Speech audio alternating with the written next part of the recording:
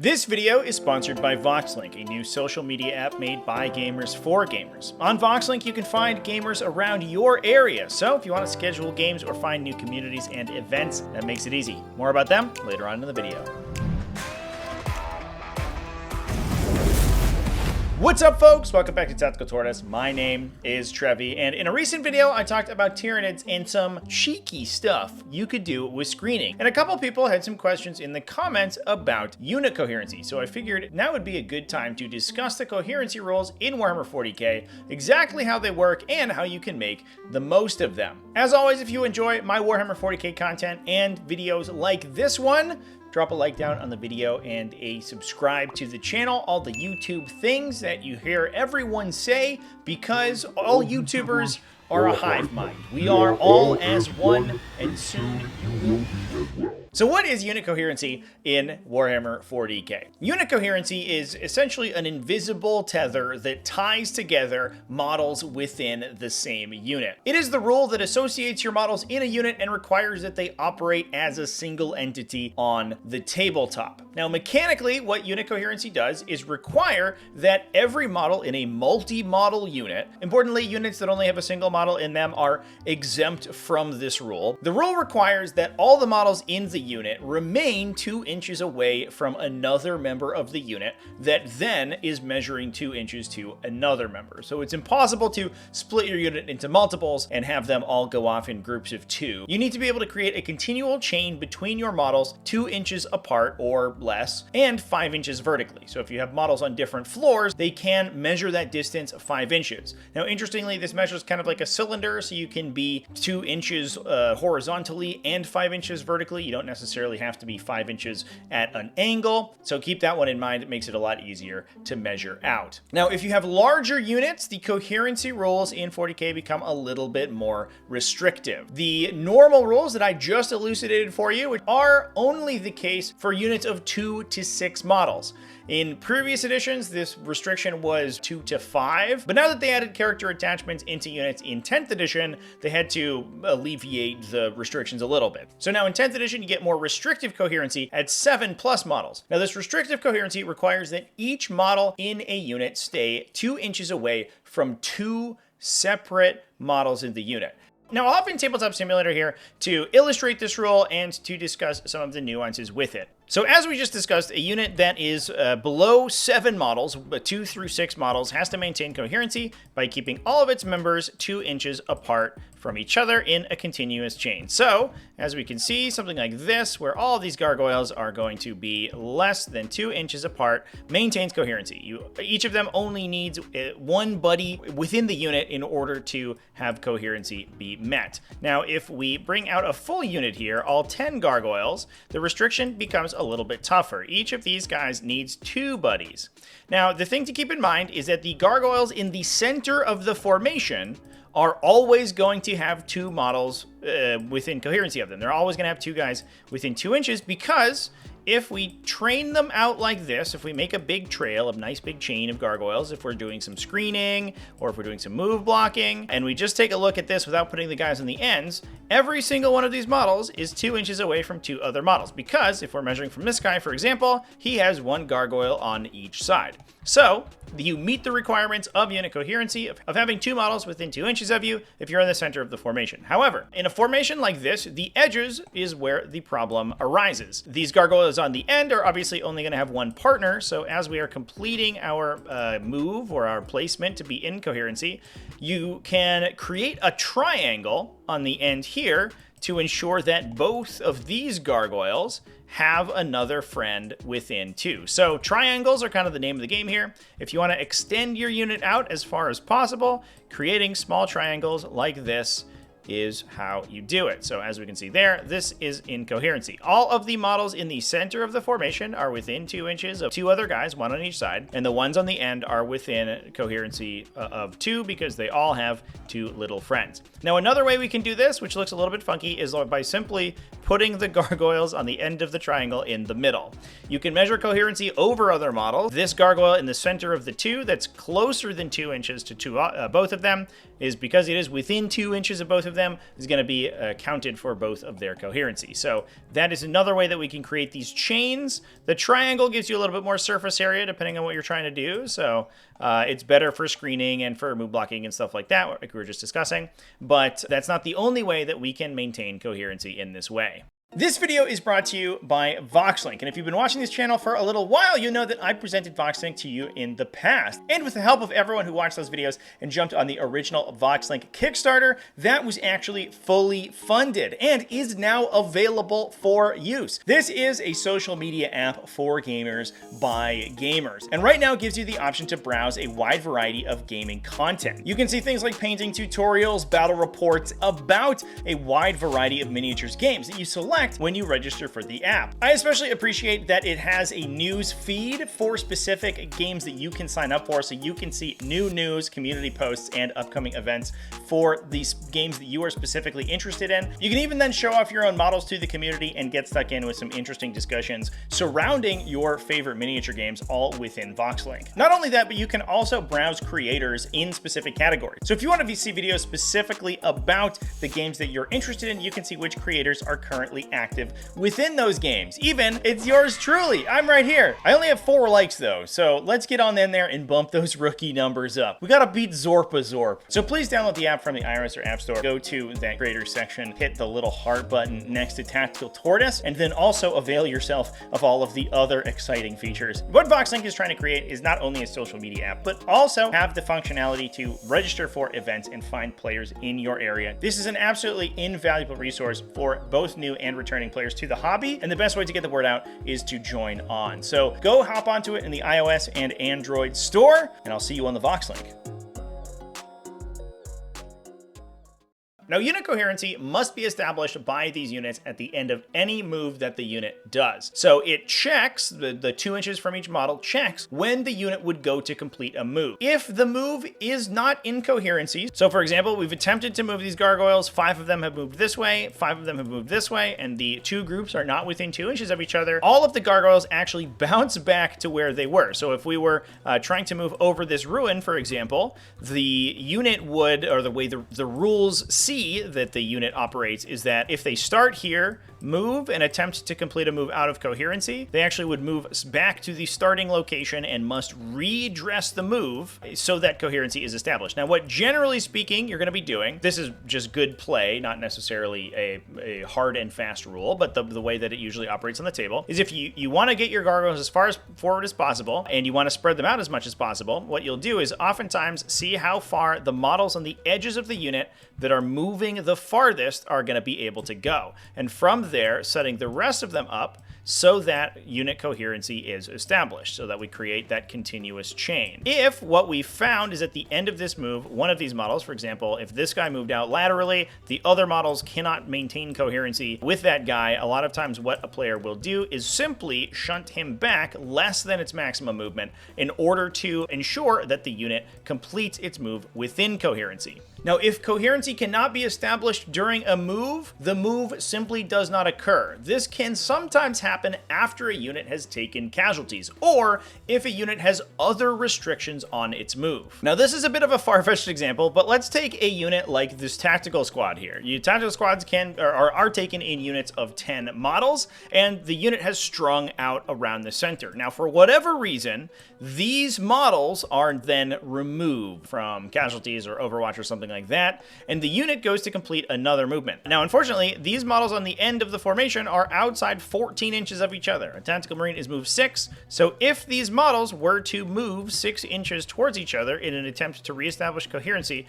the next time that the unit made a movement during that turn, they would not be able to. These two groups would still be outside 2 inches of each other, and that move can then not be completed, which means that, again, like we talked about with the gargoyles, all of these models bounce back to their original position, happens, and you try to redress the move. If it's not possible, those models simply stay there. This can also be something that happens if the unit is trapped in combat. So for example, if we have our gargoyles, or two separate groups of gargoyles that are engaging the two sides of the unit, and again, we remove some casualties in the center, these models would try to regain coherency when they move to pile in during the fight phase. However, coherency must be established at the end of every single move, including moves like pile in, consolidate, and charge that happen while the unit is in melee. So in this case, the unit would attempt to pile in closer to the enemy that it's nearby. However, at the end of that move, it would still be outside unit coherency, so that pile in move cannot be completed. Those models must remain stationary there.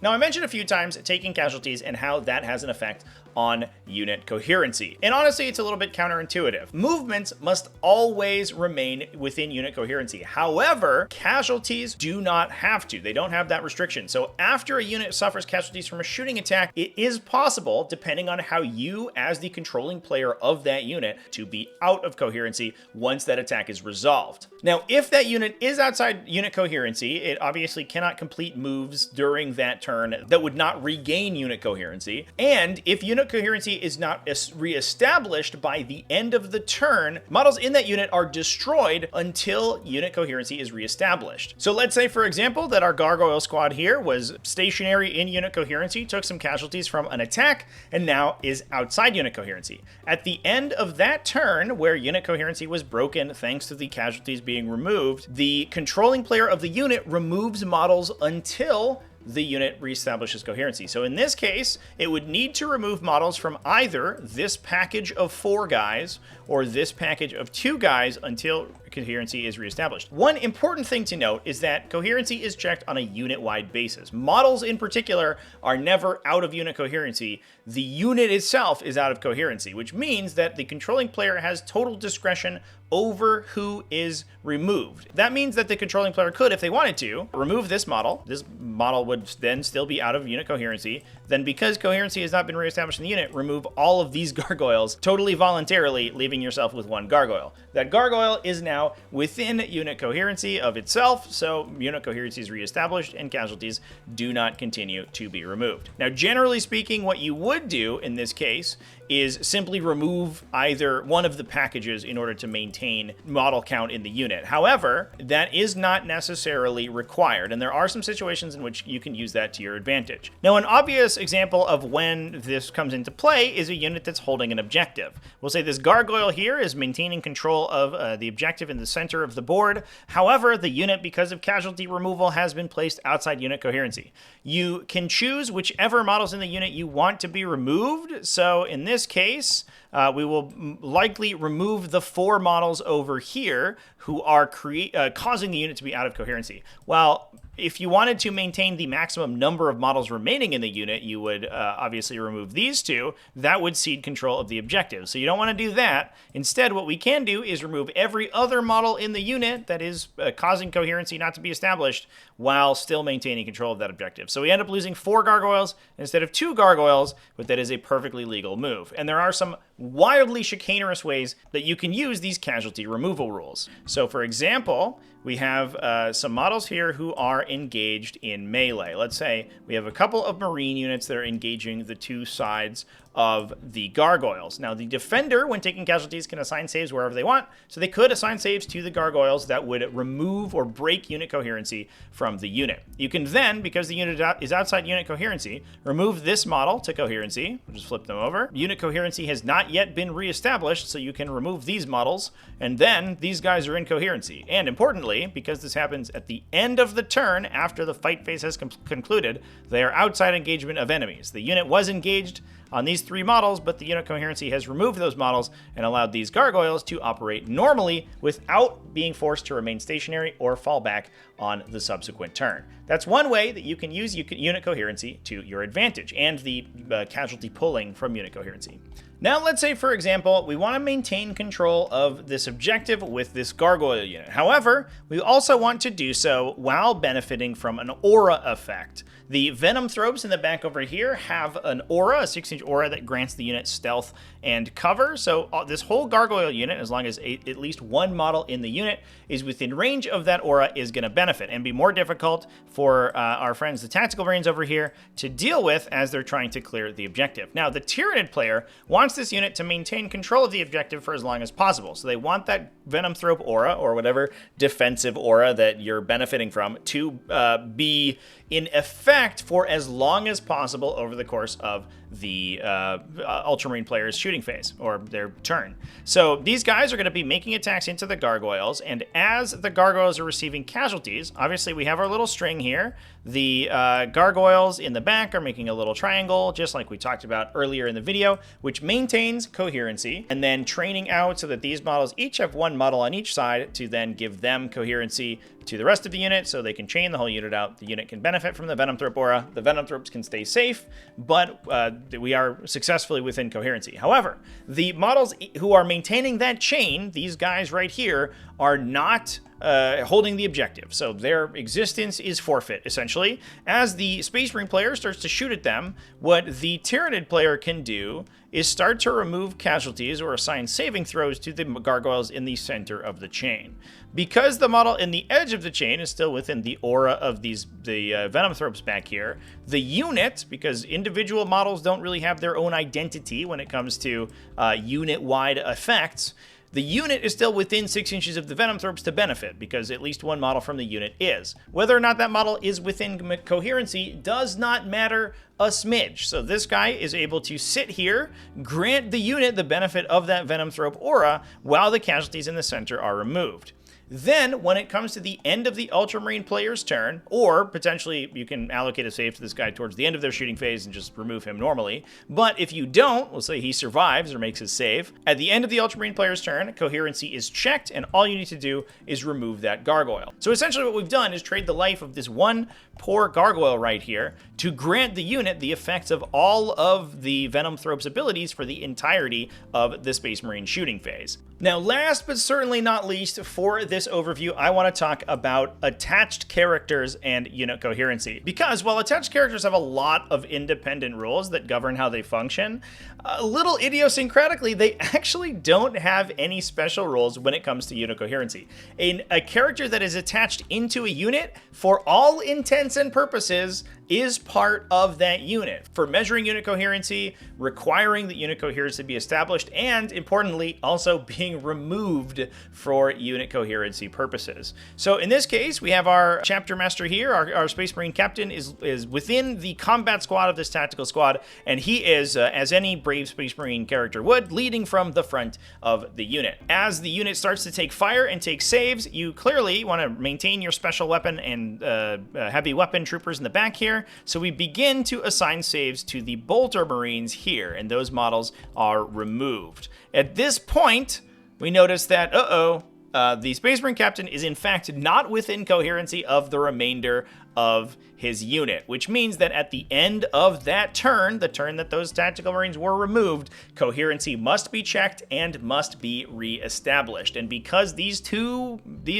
captain and the tactical squad are for all intents and purposes one unit, you're gonna have to remove one of them in order for the other to retain coherency. So either we kill our own Space Marine captain so that these three models are now within 2 inches of each other, or we kill the entire tactical squad so that the Space Marine captain doesn't have any other members of the squad to worry about. And it's one thing that's very important to consider when you are moving your attached units and when you are establishing their coherency and setting them up on the table. One thing that's important to do is keep your characters near the specialist models in your unit that you would be assigning saving throws to last. The character cannot be assigned saving throws from non-precision weapons while your opponent is attacking them until the unit is dead, even if he's out of coherency. So what you want to be doing is putting your models that have less important stuff You want them to be far away from the character, and the character to have coherency to the specialists in the unit that you want to preserve as long as possible. Then, when the unit takes casualties, you can kill all the Space Marines and retain your heavy weapon and sergeant models for as long as possible. That's something, especially playing Thousand Suns, that comes to bite me in the butt a lot of times, because Thousand Suns have very complicated mixed units with attached characters in them, and it's something that I see a lot of players fall afoul of, where they have to start losing heavy weapons, or even potentially losing their characters to unit coherency checks at the end of the turn. This gets especially bad if the unit is trying to maintain control of an objective, for example, where we have an objective in a weird spot with the unit strung out. You now have to make the decision to either lose control of your objective or start to lose your more powerful models in the unit. So that is definitely something to consider when you're moving and maneuvering around the table, where you're going to have to take saving throws and how coherency could be broken later on in the turn if you end up losing important models within the coherency chain. So those are all of the coherency rules in Warhammer 40k and some ways to use them. Let me know down in the comments section if you found this video useful. Big thanks for watching all the way to the end of the video. Thanks as well to everybody who supports the channel, either over on Patreon at patreon.com/TacticalTortoise, YouTube channel members, and Twitch subscribers. All you people are great and I love you. Big thanks to Vox Link as well for sponsoring this video. Remember to keep it classy, folks, and have happy wargaming.